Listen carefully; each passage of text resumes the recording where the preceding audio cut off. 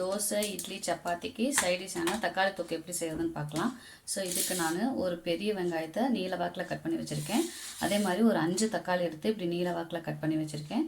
அப்புறம் ஒரு 5 பச்சை மிளகாய் வந்து என்ன பண்ணியிருக்கேன்னா அதையும் இப்படி 2 நீல வாக்கில் 2 கட் பண்ணி வச்சுருக்கேன். அடுத்து 3 வெள்ளை பூண்டு பல் எடுத்து இப்படி நீளமாக கட் பண்ணி வச்சுருக்கேன்.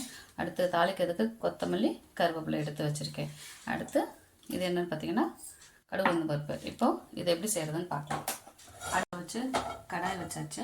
ஸோ இப்போ இது கடாய் காஞ்சிருச்சு. எண்ணெயை ஊற்றிக்கலாம்.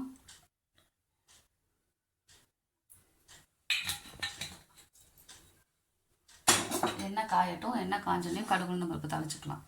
சரி, இப்போ கடுகு உளுந்தம் பருப்பு போட்டுக்கலாம்.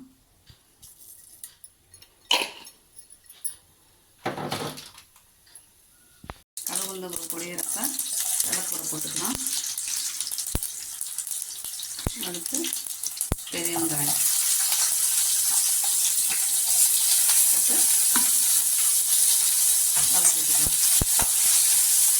வதங்கிடுச்சு வெங்காயமும். இப்போ கருவேப்பிலையும் பச்சை மிளகாவையும் ஆட் பண்ணிக்கலாம்.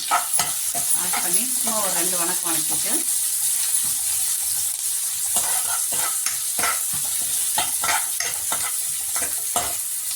தக்காளி ஆட் பண்ணிக்கலாம்.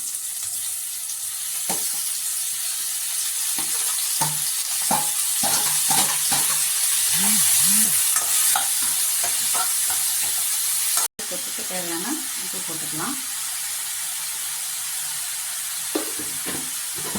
அதுக்கு கொஞ்சமாக நான் வேறு எதுவும் சேர்க்குறேன். கொஞ்சமாக காஷ்மீரி சில்லி பவுடர் சேர்க்குறேன். அந்த கலருக்காக காஷ்மீரி சில்லி பவுடர் சேர்த்துக்கோம். ஏன்னா காரத்துக்கு பச்சை மிளகா சேர்த்துருக்கோம். ஸோ இது கொஞ்சம் கலருக்காக காஷ்மீரி சில்லி பவுடர் மட்டும் ஆட் பண்ணியிருக்கேன். ஆட் பண்ணி மிக்ஸ் பண்ணி விட்டுக்கலாம்.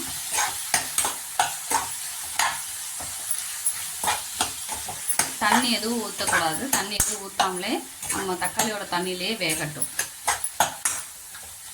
இப்போ இதை மூடி போட்டு வேக வச்சிடலாம். இப்போ இடையில ஒரு தடவை எடுத்து நல்லா மிக்ஸ் பண்ணிக்கலாம். இந்த மாதிரி தக்காளி வந்து நல்லா மசிச்சு வந்திருக்கும். நம்மளும் கரண்டியை வச்சு ஒரு தடவை நல்லா அப்படியே தக்காளியெல்லாம் மசிச்சு விட்டுக்கலாம். மசிச்சு விட்டு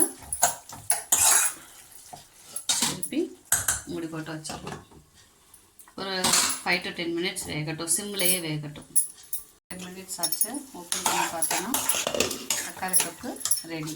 இப்போ இதில் நம்ம கட் பண்ணி வச்சுருக்க கொத்தமல்லியை ஆட் பண்ணிவிட்டு ஒரு மிக்ஸ் பண்ணி ஆஃப் பண்ணிடலாம். அடுப்பா ஆஃப் பண்ணிடலாம். இப்போ இதை நம்ம தோசையோடு சர்வ் பண்ணிக்கலாம்.